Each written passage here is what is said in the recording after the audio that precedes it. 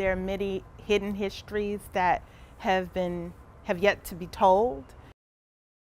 Happening now, it's Black History Month, the celebration of all the accomplishments and contributions African Americans have made for our country. But where did this month come from? KVUE's Eric Porter joins us now to take a look at the behind-the-scenes origins of the Black History Month and what it's meant to celebrate.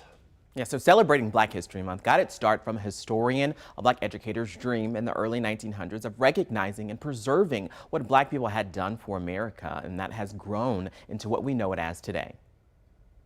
We have all four elements represented. We have metal up here, and then we have simple, elegant totems. Nowadays, Black history is seen everywhere, including art. So I'm asking individuals to take these simple tags. But that wasn't always the case. So when people write on here, they can write their name and attach it, but all of our shared ancestries are represented here. Austin artist Reggie Thomas Oh, and you want me to sign this for you? Yes, please. Okay. says representation matters, and it's important to show people what's possible from history. I would have been probably doing a lot of things a lot sooner than 20 or 30 or 40, but I didn't have the examples. Each year, Black History Month has a theme.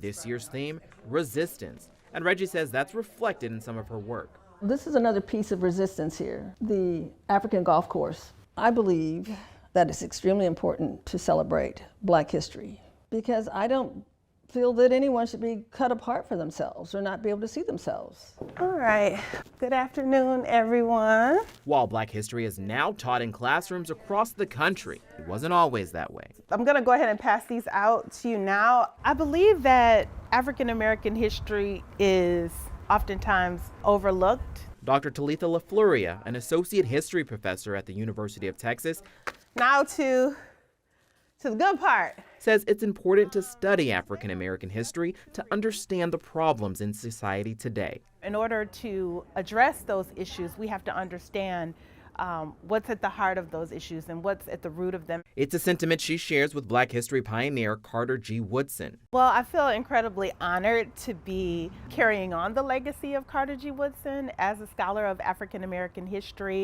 In 1915, Woodson formed the Association for the Study of Negro Life and History. Okay, good. She believes he wanted to raise awareness of the role African Americans had in shaping the country. There wasn't much emphasis or recognition of African American people or their contributions to American history. Then in 1926, he went on to start the first Negro History Week. The goal was to get public educators, particularly Black teachers and progressive white teachers, to teach African American history in the public schools.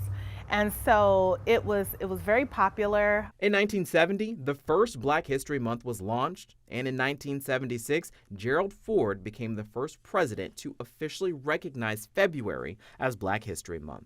This was the result of Black college students who wanted to see a longer celebration. You know, they didn't want Black History Month confined to 1 week, and neither did Woodson. From art to historic buildings like this one. We feel like you're really seeing the equivalent of the fingerprint of the craftsmen who did this work. Black history lives on in ways for people to experience. I'm a preservationist, and preservationists really believe that putting your feet in the places where people have been before brings history to life in a way that nothing else can. Rowena Dash, the executive director of the Neil Cochran House Museum, says that the quarters on their property are the only intact public slave dwellings left in Austin. It's important it's still standing here because without these physical structures, it's far easier to focus on narratives that are perhaps prettier, perhaps happier, and fit in a little bit better with the story we want to tell ourselves. While Black History Month has come a long way,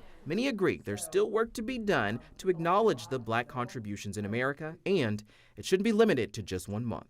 In Austin, Eric Pointer, KVUE News. Now, Reggie's work and the slave quarters are both on display right now at the Neil Cochran House Museum, and we've also got an extensive timeline for you with more significant Black history dates. You can find that over at our website, KVUE.com.